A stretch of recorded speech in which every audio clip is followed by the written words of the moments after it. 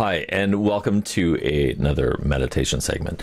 This is the second in a two-parter about time and using time as a tool to aid us in living a better life.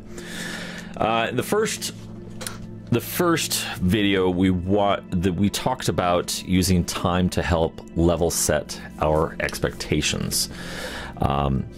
Viewing our life, the things that we create, the things that we do, say, and think, viewing all of that in the greater scheme of things, the greater span of time.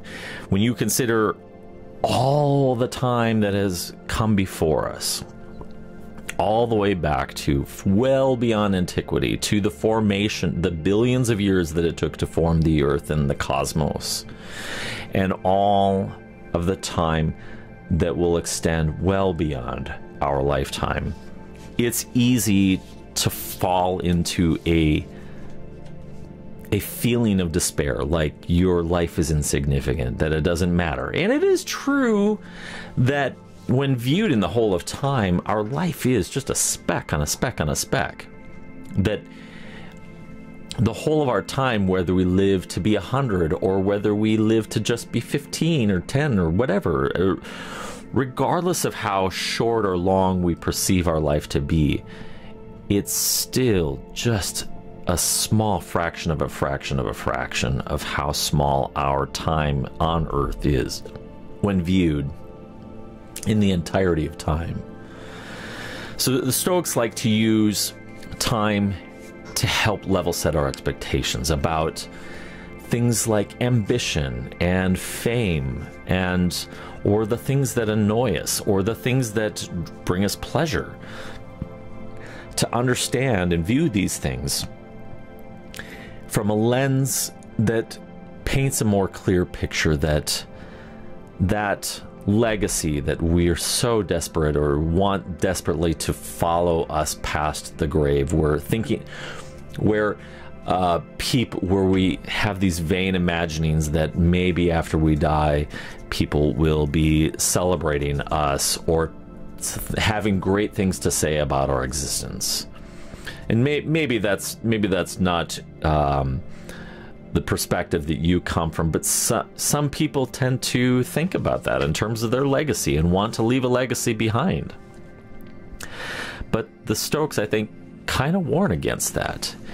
In fact, they use time, which we're going to talk today about using time to help paint a perspective that will lead us on a path to living a more virtuous existence, pursuing wisdom and trying to work these things out and being a contributing member to the global human race, to try and help our species evolve to be its best version of itself while we still can.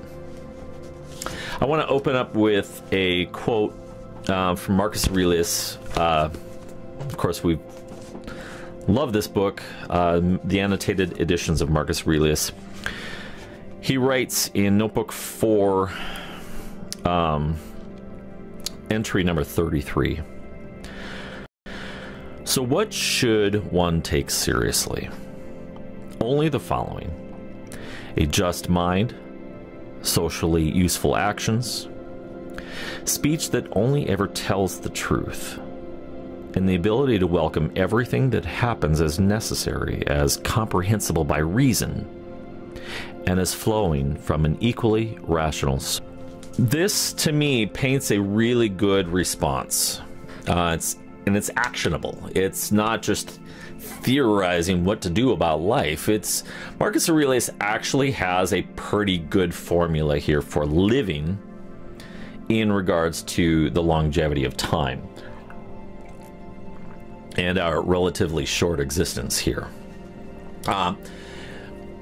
And it would just be nothing but folly for me to try and expound upon this, because I think he paints a very clear picture. But for practicality's sake, I want to restate these what I see as four different elements in terms of things to add to our arsenal, to live our best life, to pursue wisdom, and to integrate these into our behaviors, integrate these into our thoughts, and into our speech and into our actions, to adopt these things as a whole. The first would be to continually seek to think and act from a place that is just and equitable for the betterment of humanity. Think of it like this. Your purpose in life is not just to fulfill your own destiny or to become, that thing you've always wanted to be. Instead of being self-centered and drawing inward to our expressions in life and our prioritizations, Marcus Aurelius is suggesting that we really should be thinking and acting from a place of what can I do with my time to help you live your best life, to help you further evolve, to help contribute toward the betterment of humanity. The Stoics talk quite a bit about our relationship with each other, regardless of our differences, regardless of our backgrounds. In fact, a good illustration of this would be Carl Sagan's, there's an excerpt from his book, The Pale Blue Dot, that's become very well known. Stretching back and looking at our tiny corner of the existence, that we're all the same. We're all share the small corner of a speck of a small pale blue dot, and that our species is fragile, but we thrive when we work together, right? So, number one. So, Marcus Aurelius suggests, hey, let's make sure that we're thinking and acting from a place that is contributing towards the evolution and betterment of our species, looking out for the best interests of one another, and not just acting out of our own self-interest.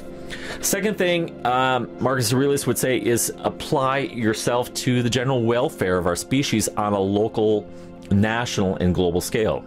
Thinking about your connection to other human beings on the microcosm level of our families, our friends, our small communities, thinking about how we can be a force for good in those arenas, but also thinking in terms of our involvement on the larger scale, the national scale, the global scale, thinking about in terms of how our actions contribute in those arenas. Are they contributing towards the betterment of humanity, coming from a place of justice and equity?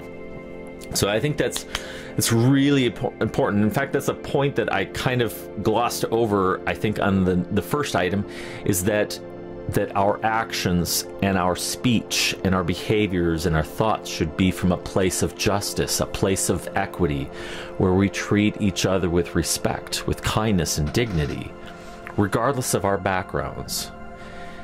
It makes for a much more pleasant life existence when we're all treating each other with kindness, dignity, respect, equity, justice. Third thing that Marcus Aurelius, I think, is trying to teach us in this passage is to live and speak the truth, because to do otherwise puts us at odds with reality, with the natural laws and order of the universe, and degrades our relationship with one another on a social level. So, thinking about this a little bit more, the Stoics talk a lot about being aligned with nature. And all of that, the best way to sum that up was that life here on Earth and life in the cosmos kind of has a certain order about things, a certain way that things just are. Like, for example, one way to be aligned with nature, and there are many ways, but one alignment with nature is understanding and coming to terms with the cycle of our existence, that we are produced and born from our parents, that we have a a mother or father figure of some sort. I know that looks very different based on our own backgrounds, and that's okay. There's nothing inherently wrong with that. But we're born of some sort of parental unit.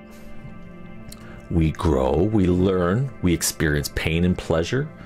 We go through existence learning as we go, and eventually start to realize our decline, and we start to fade out. We start to grow old, and our body starts to break down, and eventually comes to a point when we don't have the capacity to live anymore, and we die. And then our body decomposes, and much of the material returns to the earth, just the same way we consume food that comes from the earth. So really, we're kind of more connected to our earth and more connected to each other and to our forebears than we probably usually think about. So that is one way that when we keep this in the forefront of our minds and keep conscious of the fact that we are connected to nature and being aligned with just how nature works. It's when we speak the truth, we are not at odds. We're acknowledging the way life is. To live out a lie, to speak lies, to try and deny the way things just are, is living at tension with nature, and it does more harm to you and your relationships with other people by living out lies or living a life of deception. The last thing that I think Marcus Aurelius is trying to tell us here in this passage is this, that we should accept that all that happens to us and around us, accept it as a necessary fuel source, as the opportunity to find ways of becoming better human beings, as inherent benefits and opportunities to become stronger and more serene in the face of adversity, and evolving with the changing times and the seasons that we endure. What for me that means is that regardless of whatever the circumstances we may face, adversity, suffering, pain, pleasure, great hopes, whatever it may be, all things can, if you turn them around and look at it from different perspectives, can be found. You can find ways to make that something that helps you grow, something that helps make you stronger, something that gives you new profound perspective and appreciation. One good book about this is The Obstacle is the Way by Ryan Holiday, and I highly recommend picking up that book because it helps paint a very clear picture of how we can use any life event that happens to us, and in the right light and in the right perspective, you can see the way through many of these obstacles, many of these things that we view as inconveniences or as just traumatic events. They can be used as fuel to help us become stronger, better versions of ourselves. So one last practical exercise that I would like us to do before we end here is that I want you to try and view the activities, the things that you do in life, and I want you to reflect on a few things. So the first thing I want you to reflect on is this activity that you participate in. It could be, you could be a musician, or maybe you like to make crafts and things, or maybe you're a writer or a web developer or whatever. Regardless of what it is you do, take that activity, that thing, could be a hobby, could be your career, and ask yourself, in what ways can it be viewed that this is a selfish or a self-centered pursuit? Take time to think about that. Think about all of the ways in which generally those things can be pretty self-centered. Next, I want you to contrast that and now think about what facets of this activity are constructive for others or could be used to benefit society, to benefit humanity as a whole, regardless of someone's background. Think about how what you do, what you create, what is your profession or your hobbies, how you can use those to help improve someone else's life. Thinking of it more of a selfless perspective. Third thing, ask ourselves, how can I take what may have been a self-centered pursuit and transform it to become something that helps improve the lives of others? Whether it's just within your families and friends, or your local community, or even broadly on a more global level. And finally, ask yourself, if you can do so without overly inflating your sense of purpose and self-worth, how can you contribute to the betterment of humanity as a whole with your time and your talents? So it's these exercises that I would like you to spend some time and reflect on. I've done this for myself over the past several months, thinking about my music and thinking about the things that I create, and much of it really has been pretty self-centered. So I started to think about, on a practical level, all right, how can I make my pursuits less about me and more about how I can help other people, right? So one good example for what I've done is I used to have a stream on Twitch where every Sunday night I would not only play or share some ambient music that I've been composing and creating, producing, but also have some time of some live improv and sharing my music with other people. You know, relatively selfless to some degree, but also a little bit selfish though too, hoping that people would notice me, notice my music, get a chance to promote it.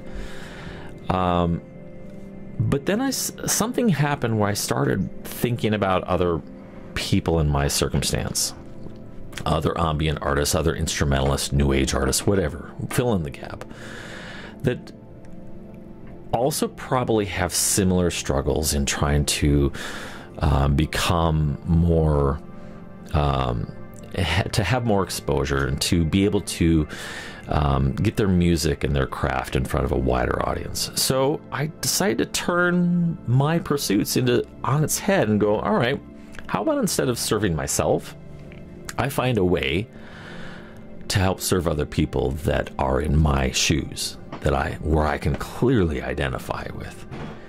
And so from that perspective, that's how the Relay Station radio program was born. It was born out of this desire I want to help other musicians that feel like they're floundering in obscurity and give them a platform to be heard. So I would love for nothing more for you to try that exercise for yourself. Think about the things that you do in your life and ask yourself, how can I turn this around, shape this in such a way where I'm actually helping improve the lives of other people, helping other people out in their areas of need. And if we did that collectively as a species, where we all were working to help one another instead of continually withdrawing and trying to just improve our own thing, I think we would be in a much better position globally if we sought to help one another out. And there's my cue. On that note, take time. Think about this. Work this out into your life. There are so many practical ways that you can apply these sorts of things. Use time as a tool to give you perspective, and use time as a tool to help you start thinking about, how can I live my very best life, because I only have a very short amount of time. You don't have the kind of time that you think.